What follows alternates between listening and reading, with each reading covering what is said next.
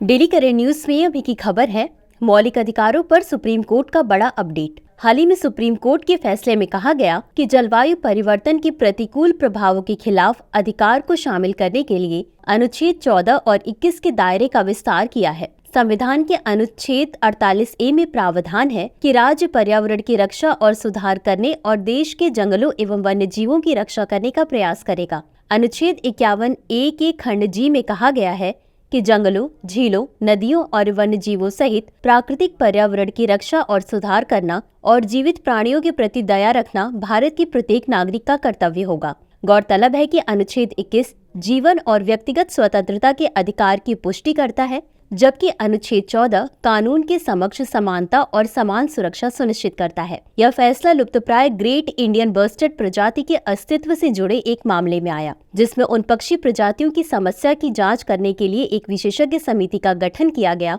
जिनके प्राकृतिक आवास और उड़ान मार्ग गुजरात और राजस्थान में बिजली ट्रांसमिशन लाइनों से टकराते हैं। अदालत ने भारत की ऊर्जा जरूरतों को पूरा करने, वायु प्रदूषण से निपटने और जल संसाधनों के संरक्षण में सौर ऊर्जा की महत्वपूर्ण भूमिका पर भी जोर दिया है। हालांकि इसने पिछले आदेशों को लागू करने में तकनीकी चुनौतियों पर प्रकाश डाला, जैसे भूमिगत ट्रांसमिशन केबलों में सीमाएं और संभावित पर्यावरणीय प्रभाव। तो चलिए अंत में देखते हैं आज का अभ्यास प्रश्न को। निम्नलिखित कथनों पर विचार कीजिए। 1.